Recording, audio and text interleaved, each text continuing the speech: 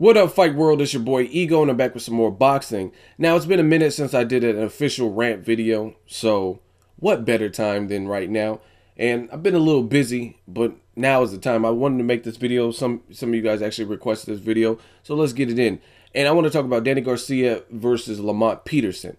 Now, as a matchup, I have no problems with this fight. I think it's a good fight. A lot of people, I'm surprised they're underestimating Lamont Peterson. I think Peterson is a good fighter with veteran experience. He's mentally tough. Some people say he doesn't really have a chin, but he has heart, so it kind of makes up for it. I don't think he has the worst chin.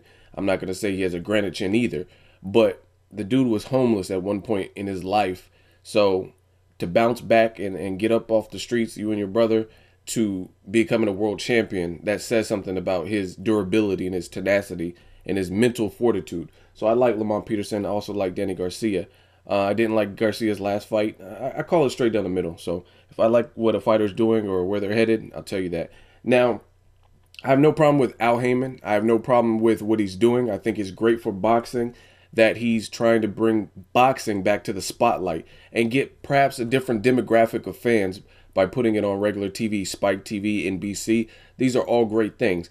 But my bone and the reason for this rant video is, why the fuck is this fight happening at a catchweight?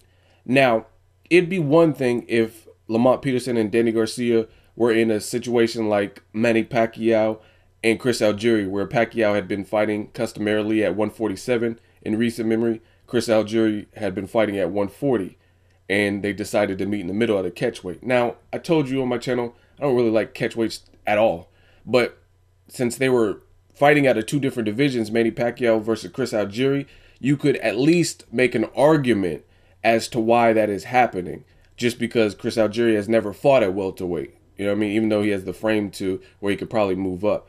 So that is at least a little bit more justifiable. Not that I liked it, it's a little bit more justifiable, but there's no fucking reason two 140-pound champions need to be fighting at a catchweight. You can't help me to understand that. Or if you think you can, please enlighten me and let me know why you have two guys who are actually champions at 140 who are fighting each other, but they're not fighting for their belts. I think that is horrible, and that's no good for boxing, man. I'm from the old school, you know what I'm saying, in terms of my thinking, and I have a throwback mentality when it comes to this fight game, and I think that's bullshit. I like Lamont Peterson, as I opened up with this video. I really like Danny Garcia. I like the fight, but to fight at a catchweight with nothing at stake, it's in essence, it's a win-win for both fighters.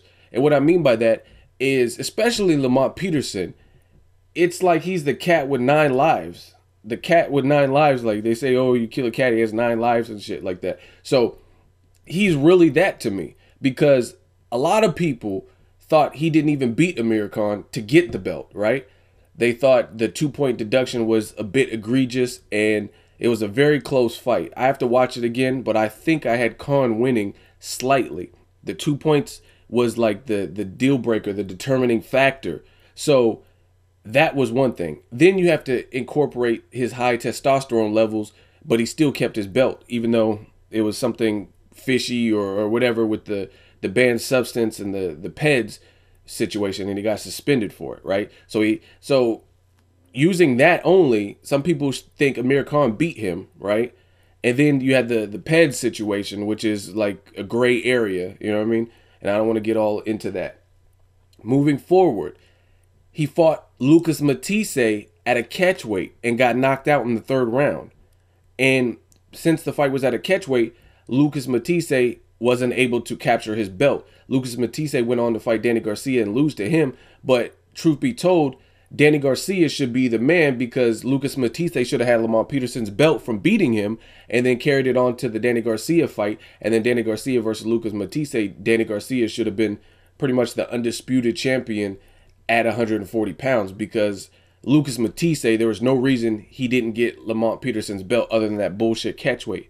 And now you're telling me that another Lamont Peterson fight is happening where his belt is not at stake. That's complete and utter bullshit, because again, it's like he's going to stay champion forever. Like, no matter who he fights, If he loses, if he wins, if it's a draw, he keeps his belt. I'm not from that. You know what I'm saying? I'm from the old school boxing where the belts actually meant something and there was less belts. That's my train of thinking. So I think it's unfair. There's a lot of people who are starving, trying to, like, you know what I mean? They're being brought along slow. They don't have the publicity from the promoter, from the networks or whatever. And they're ready. They feel ready and hungry for a world title. And then you got a situation like this where Lamont Peterson, a great fighter, is being afforded all these opportunities, meaning, like, so Danny Garcia, let's say he left hooks him to sleep, you know what I'm saying, and knocks out Lamont Peterson in the second round. It don't matter because he got a good payday, he got NBC exposure, got knocked out, and still kept his belt, and he's still a champion.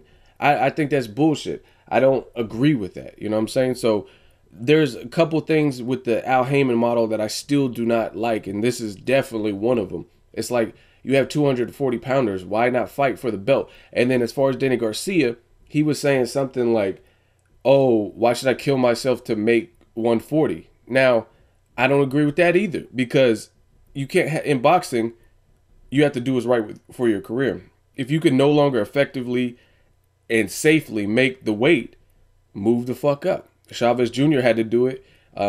Looks like Canelo's on his way to having to do it. And I don't like that in boxing. It's bad enough that in boxing nowadays, you don't really get many people who live the Floyd Mayweather, Bernard Hopkins lifestyle. And what I mean by that is their walking around weight isn't substantially higher than their fight weight. You know what I mean? Or when they rehydrate, they don't rehydrate 40 pounds or something ridiculous. You know what I mean? There's not a lot of guys. There's a lot of guys that they weigh like 150 off season and then they crunch down to like 126 or some shit like that. You know what I mean? There's a lot of guys that are like that nowadays. So it makes it kind of hard with the day before weigh-ins or whatever. But again, for Danny Garcia, if you can no longer make the weight comfortably, move the fuck up. Go to welterweight. Don't like fuck catch weights and stuff like that. You've done a lot and you made your name at 140 and you've been there for so many years. Move up. You know what I mean? I don't agree with that 1 foot out and 1 foot in shit where you want to still be the champion at 140, but you don't want to move up and face the killers at 147. So again, as a fight stylistically, I like this, but happening at a catchweight of 143, you can't really convince me that that is the right decision for boxing fans, because again, if Danny, and it's kind of like a spit in the face for even Danny Garcia. Let's say Danny Garcia beats Lamont Peterson, which I think he is the favorite because he has more belts and whatnot, and he has more power. So let's say he beats him. Then it's kind of unfair for him. He beat him, but he didn't really get to collect that trinket, that belt from Lamont Peterson. And then the same thing with Lamont Peterson. It's like a way of like keeping guys safe. You know what? It reminds me of like bowling. And then you bowl with the, what are the little, I forgot what the shit's called, the little rails so the ball doesn't go into the gutter. That's what you use for little kids, you know what I mean? Or it's like a bicycle with training wheels. Like that's there to like protect you and to safeguard you. Like, oh, I'm bowling and I don't want a gutter ball. You don't want to discourage kids, so you put those little guardrails up so the ball can't go in the gutter. But as an adult, if you're bowling with those, it's not really like, you can't really brag about the win. You know what I'm saying? If I beat you in bowling, but I had those little cheater guardrails up, then the bumpers or whatever they're called, then how impressive is my win? You know what I'm saying? Or if I'm like, you know what I mean, a grown ass man riding a bike with training wheels on, like there's nothing to brag about. Look, I can ride with no hands, but yeah, but you got training wheels. Let's see you balance that fucking bike with no training wheels and ride with no hands. You know what I'm saying? So I don't agree with this catchweight bullshit. Let me know what you guys think. Drop me a comment. What do you think of the fight? Who wins? As always, hate, comment, and subscribe. Till next video is Ego, signing off.